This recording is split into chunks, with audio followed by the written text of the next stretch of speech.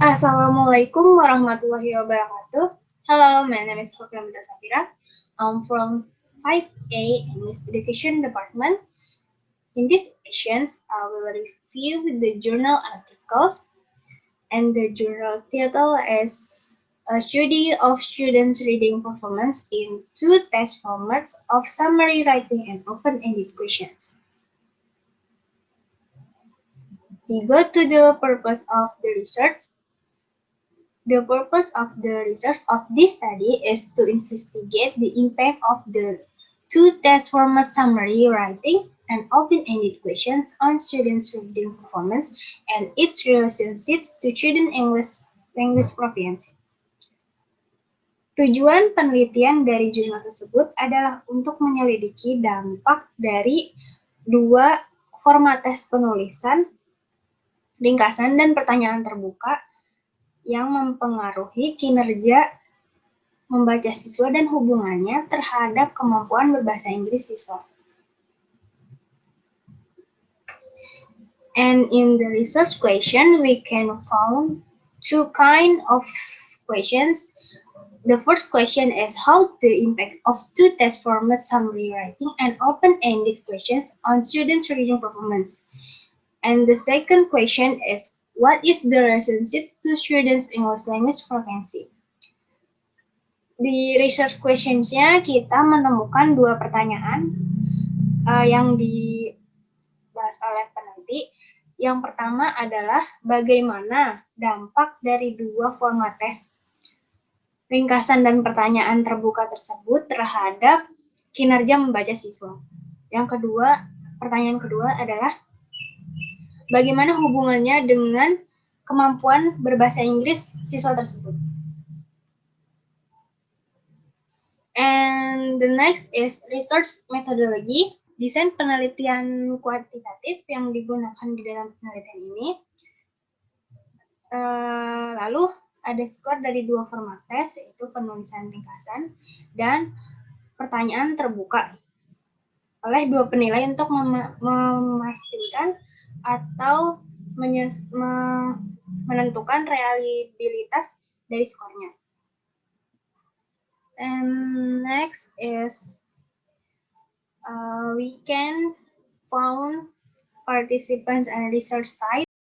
Jadi partisipan yang diambil di dalam penelitian ini adalah 35 mahasiswa fase sarjana dan penelitian ini dilakukan di Universitas Kebangsaan Malaysia atau UKM.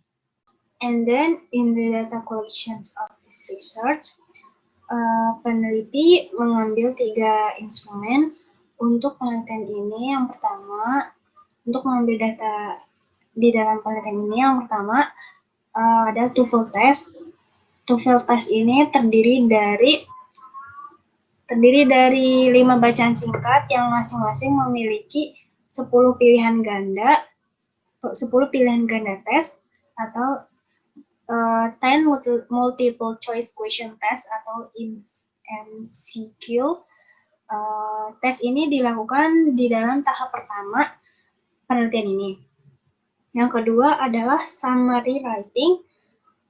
Summary writing ini tes menulis ringkasan singkat yang dilakukan di fase kedua atau di tahapan kedua dalam penelitian ini. Yang terakhir, instrumen yang terakhir adalah open-ended questions atau tes pertanyaan terbuka yang dilakukan di fase ketiga atau di fase terakhir penelitian ini. And the next is data analysis. Di dalam penelitian ini, skor TOEFL, penulisan ringkasan dan pertanyaan terbuka dianalisis secara deskriptif dan statistik inferensial dengan menggunakan SPSS versi 18. Untuk statistik inferensial digunakan uji T-sampel berpasangan. Findings in this research we can find yang pertama kita menemukan hasil temuan tes TOEFL membaca komponen dianalisis dengan menggunakan statistik inferensial dan deskriptif untuk mengukur kemahiran siswa. Yang kedua, the scores of the two test methods were also analyzed descriptive. Jadi bisa disimpulkan bahwa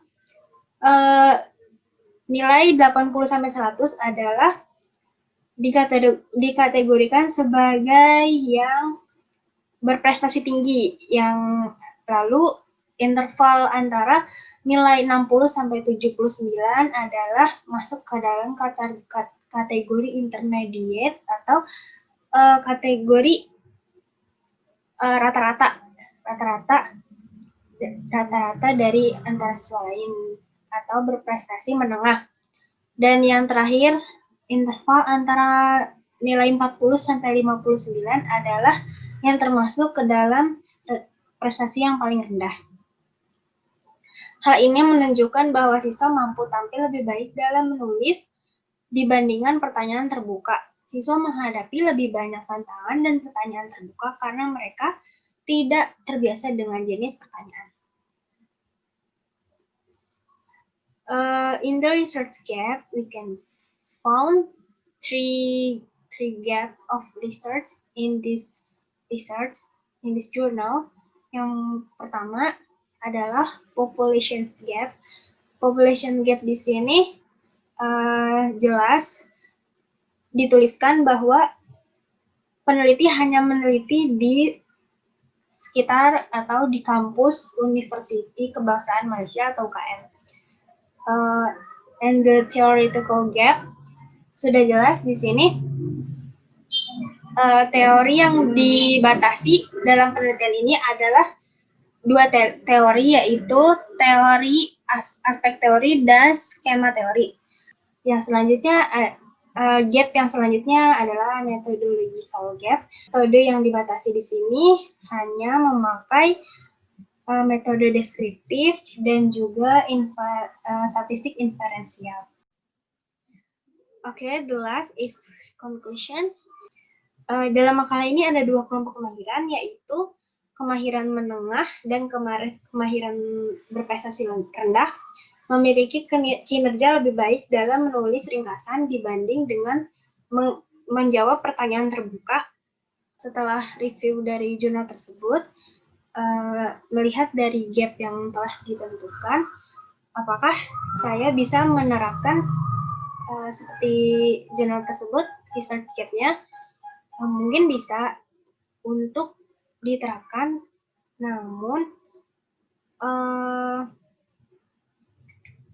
mungkin metodenya yang tidak memakai kuantitatif, melainkan kualitatif saja. Terima kasih. Thanks for watching. Wassalamualaikum warahmatullahi wabarakatuh.